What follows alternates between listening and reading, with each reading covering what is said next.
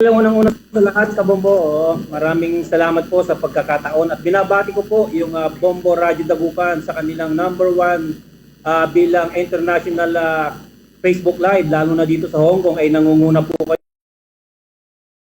kayo pagdating sa mga ganitong pagre-report. Well, anyway, magandang hapon po sa inyong lahat dyan at pareho lang po tayo ng oras, ganun din po. Unang-una doon sa aking report nagkaroon po ngayon ng community service ang Bagong Bayani Hong Kong Executive Eagles Club under the Fraternal Order of Eagles, Philippine Eagles Incorporated. Dito sa aking kaliwa ay ating Lady Eagle President na si Angel Payos. And then ito naman ang aking secretary na si Kuya Rolly at saka si Ate Mel. No? At sa ngayon, katatapos lang ng aming community service, no, yung kanilang community service which is nagkaroon sila ng free glucose blood sugar test at saka blood pressure test sa ating mga kababayang OFW dito sa Hong Kong. Although hindi natin sila napagsilbihan lahat-lahat, pero umaabot po ng mga 200 OFW ang napagsilbihan natin ng free community service na ito.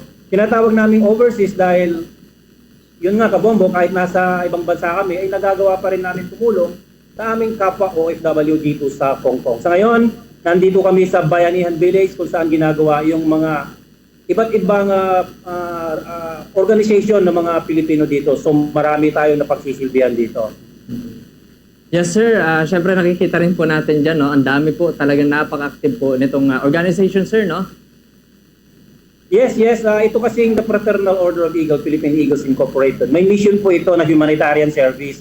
This fraternity is international kahit saan panig po ng mundo ngayon, lalo na dito sa Hong Kong, kung saan open po yung mag-establish o magtayo ng isang organization under the Hong Kong Police Society. So yung organization po namin ay pinaregister namin sa Hong Kong Police ng Government of Hong Kong, kaya nakakapagkandak po kami ng mga ganitong community service na hindi po pinagbabawal. Alam naman natin ang Hong Kong ay very strict pagdating po sa mga ganito dahil parang isa na itong bansang parang semi-communist party ng China po. Since napakaswerte rin po natin, no, dyan po sa parteng Hong Kong, no, napakaswerte po natin na pinapayagan at wala pong umaharang sa ganitong organisasyon, sir. Paano naman po at paano pong nagsimula na umpisahan po yung ganitong klase po ng organization na makatulong po sa mga kapwa OFW po? Well, unang-una Kabombo, dito bilang isang club president sa mga kuya o sa mga lalaki, and then ito naman si Ate Angel sa mga ate, yung mga babaeng nag-join ng membership, kinakausap namin sila kung willing silang tumulong sa ating mga kababayang OFW dito sa Hong Kong at saka sa Pilipinas.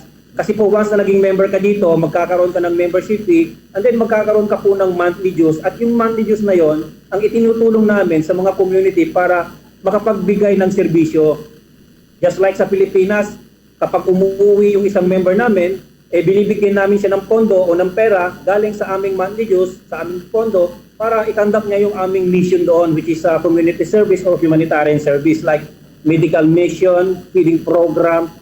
Kamakailan lang yung aming isang ka-member ng Bagong Bayani Eagles Club, si Kuya Mike Show, umuwi ng Cavite, at nagbigay siya ng mga free reading classes sa mga senior citizens, feeding program sa mga bata, mga tsinelas, at mga iba-iba pang pwedeng itulong ng ating club. Ganun po namin ino-operate yung aming club, ang aming fraternity or sorority. Ibig sabihin, it is our own free will para makatulong sa aming kapwa. And then, alam mo naman, Kabombo, pagdating sa pagtulong sa kapwa-tao, #1 dyan ng Pilipino, di ba? Kakainin na lang, isusubo na lang. Pag may nakitang mas nangangailangan sa kanya, binibigay pa niya. Ganun po natin no-operate yung Bagong Bayani Eagles Club dito sa Hong Kong. And then, hindi lahat pwedeng maging member. So kami sa Bagong Bayani, pinipili namin kung sino yung may capacity para mag-render ng community service. Ito si Ate Angel Payos, kakausapin ka kung ano yung pwede niyang sabihin sa mga ate. Yes po, sir ma'am, syempre nakita. Sa atin, Bombo Radio Pangasinan, sir. Yes po.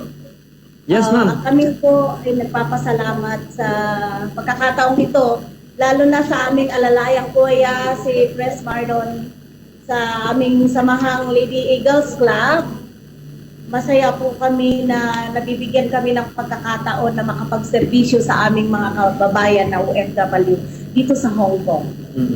At syempre po, ma'am and sir, no, maraming salamat din po dahil kahit po nasa labas man po tayo ng bansa, dala-dala niyo pa rin po ang espiritu ng pagtutulungan bilang isang mamamayang Pilipino po. Siyempre sir and ma'am, ano pa po ang gusto nating ibahagi? Gaano po ka-importante o kahalaga ang magkaroon po ng ganitong organisasyon para po makatulong sa mga kapwa Pilipino po dyan po sa inyong lugar? Sir, napakahalaga po ito dahil sa ating mga OFW na mga bayani dito sa Hong Kong. Mahirap po ang mapalayo sa kanilang mga pamilya. Bilang kami ay isang residente at ate dito, bilang isang presidente ng Hong Kong Eagles Club, kami po ay bukas kamay na tumulong sa mga kababayan na OFW o ating mga OFW from the Philippines na dito nagtatrabaho sa Hong Kong. Kung ano man ang kailangan nilang assistance na kaya namin pwede itulong, ay bukas kamay po kaming tumulong sa kanila, lalo na sa ating mga Pilipino. Since nabanggit po kanina ni Sir Marlon, no, na pinipili po natin yung pwedeng sumali po sa organization, kung tama po, paano po natin pinipili ito? Saang categorize po na pwede nating piliin na ito ay pwedeng sumama sa inyo pong organization? Kung sino pong pwedeng sumagot, ay pwede naman.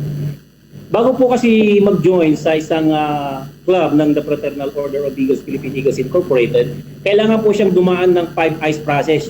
Dadaan siya ng introduction, interview, inception, incubation, at saka induction. Ibig sabihin, aplikante pa lang, ini-interview na namin siya, ini-interrogate na namin siya kung siya ba ay may pusong tumulong sa kapwa-tao. Ibig sabihin, once na naging member ka, you have your financial obligation like the monthly dues na ibibigay mo sa ating club treasurer dahil doon natin kukunin yung itutulong natin sa kapwa-tao. And then, ibig ko sabihin, pinipili dahil hindi kami namimilit ng papasok. Kung siya ay hindi bukal sa kanyang kalooban ang pagtulong sa kapwa-tao, hindi na namin pinipilit o kaya pinapaliwanag namin na you must join the organization with your own free will. So, ang sabi ko sa kanila, you must have your 3T, your time, treasure, and talent. Your time to attend the general community services and then yung general membership meeting to know more and to learn more about the Philippine Eagle. Yung treasure, you must have your legal job or legal works to produce your monthly dues. And then when we say legal job or legal work, you can produce your monthly dues. Then syempre, wag mo munang pababayaan yung pamilya mo dahil priority po namin ang pamilya at saka Diyos sa samahan ito. Yung talent na sinasabi namin is yung kailangan is open ka sa community, open ka sa public, aware ka sa obligation mo bilang isang member ng Philippine Eagle. So, you must have your 3T to join the organization. Ganun lamang po kasimple ang pagpapaliwanag. Hindi stressful, hindi namin kinakain yung oras nila, hindi namin hinihingi. Ang importante lang sa amin is they give time to their monthly dues and they give time to the general membership meeting. Napakasimple po. At sa pagandahang palad, marami naman po ang nag-join at tulad nga ng sabi mo, ganun namin pinipili. We must indoctrinate and inject to their mind na ang pagpasok sa Agila ay pagtulong sa kapwa-tao na may kaakibat na financial obligation para mapasaya natin yung ating mga kababayan dito sa Hong Kong, maka-assist tayo tulad nga ni Ate Angel, tapos ganoon din sa Pilipinas. Yes sir, talaga napakaganda po ng layunin din po ng organization po ninyo, no? Siyempre, yun nga po, nababanggit niyo po na bagkus ay pinipili at hindi po pinipilit, may mga nagjo-join pa rin na talagang nagre-reflect lang po yan ng Pilipino po ay talagang pagtulong sa mga kapwa. Ito po kung kanilang layunin. At siyempre sir, may mga kasama pa po tayo dyan na pwede pong baka gusto po nilang magbahagi, lalo-lalo na Yes. tapos po ng aktibidad. Kamusta po itong aktibidad? Ano po yung ginawa natin ngayong araw? Yes, pwede mong, sa bagay, nakaalis na yung aming mga pasyente kanina. Meron ditong ating mga ibang kababayan din na mga officers and members po ng ating club. May mga aplikante, kung nakikita mo, yung mga nakasuot ng applicant t-shirt, ito yung ating mga ibang ate. Si Ate Treasurer, sabi mo, ay yung ating Vice President. Si Ate Tess, isa ring Filipino residents dito sa Hong Kong. Isa rin siya sa naglilid sa mga Filipino community dito. Yes po, ma'am. Hello, magandang hapon po sa inyong lahat. Nakakatuwa na isa kami sa nabibigyan ng opportunity na ma-interview nyo ma-share sa mga kapwa namin Pilipino kung ano yung mga ginagawa namin dito. Masaya po kami rito, lalo na nakakatulong kami sa mga OFW na magkaroon ng medical mission kasi tulad na yung mga agila dito. Yun lang po, masaya naman kami dito nagsaserve sa kapwa Pilipino. Thank you. Yes po. Maraming salamat din po sa oportunidad na makapanayan po namin kayo at syempre maibahagi po sa amin yung mga ginagawa niyo po dyan. At kahit na papaano, talagang ma-disseminate po natin yung information na may mga kapwa pong, o may may kamag-anak po na OFW dyan sa iba't ibang bansa, ay may mga ganitong klase ng organisasyon, no? Na talagang tumutulong po sa kanilang kapwa Pilipino. At syempre, yung mga nakikinig dyan ngayon, no, at least pakinggan lang nila na may mga ganitong organization din na ang focus nila ay tulungan din yung mga kapwa Pilipino dyan, no, may nagkakaroon ng medical mission para mabantayan yung kanilang mga kalusugan, may mga feeding program. Ayan, syempre sir, bilang Sir Marlon, no, ano po ang karagdagang mensahe na nais po nating ipaabot sa mga kababayan natin na dyan po sa maging sa ibang bansa, no, tungkol sa pagbibigay serbisyo po sa komunidad, sir? May mga karagdagan po ba tayong mensahe? Dito kasi sa OFW, as an OFW, no, unang-una, ano kami, ano bang tawag dito, hindi namin masyadong nakakasama yung aming mga pamilya, no. So ang ginagawa namin to ease our loneliness, yung aming pangungulila, dinadaan na lang namin sa mga grupo-grupo. Pero sinisigurado namin na yung grupong sinasamahan namin ay nakakatulong sa kapwa-tao. Nakakapagpasaya kami, nakakatulong kami sa kapwa-tao. At the same time, dumadami yung aming mga kaibigan sa paggawa namin ng mga community service na ito. And then, alam mo Kabombo, dito sa Hong Kong, hindi lang naman Philippine Eagles ang isang organization na tumutulong sa mga kapwa nating OFW. If I am not mistaken, sa kasalukuyan, nasa 400,000 na yata o 380 ang OFW dito sa Hong Kong. Counted or unaccounted, I'm not sure kasi parang rough estimate ko lang yan doon sa aking nasagap na balita. So marami kami talaga dito, one of the largest Filipino OFW dito ang bansang Hong Kong. No, so yun nga, hindi lang kami, hindi lang Agila ang nagkakandak ng community service, marami pa rin. So ang panawagan ko naman sa ating mga kapwa OFW na nandito, lalong-lalo yan, dumaranas ng kalungkutan. Libangin lang natin yung ating sarili, no? Huwag tayong mag-focus masyado sa mga problema ng ating pamilya sa Pilipinas.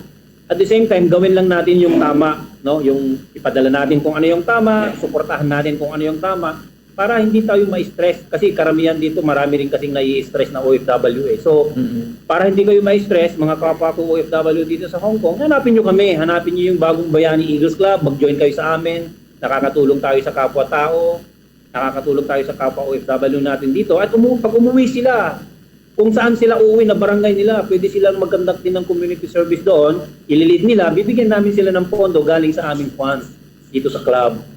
Ganun lang po Kabombo, maraming salamat sa oras mo na binigay mo na makapag-share kami ng aming community service experience. Ang purpose lang naman ito ay hindi paghahambog o pagpapakilala sa aming mga sarili, kundi pag-iimbita na ganito ang dapat gawin para maibsan yung ating lungkot. At syempre, ginagawa naman natin ito, yung pagtulong sa kapwa-tao, sa tulong ng ating Panginoon na siya naman talaga ang bibigay ng lakas sa atin sa lahat ng bakit. Hindi natin pwedeng ariing ganap tayo ang sikat, kundi sa awa ng Diyos palagi tayo humihingi ng tulong Kabombo para makapagbigay serbisyo. Kasi tulad nga ng sinabi, walang magagawa ang tao kung hindi na naisin ng Diyos, lalo na sa paggawa ng mabuti sa kapwa.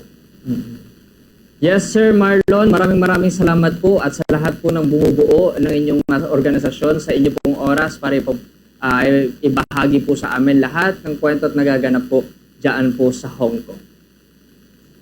Maraming salamat Kabombo at mabuhay po kayo Bombo Radio Philippines, lalo na sa Bombo Radio Tugupan. Mabuhay! Yes po, mag-iingat po kayong lahat at maraming salamat po.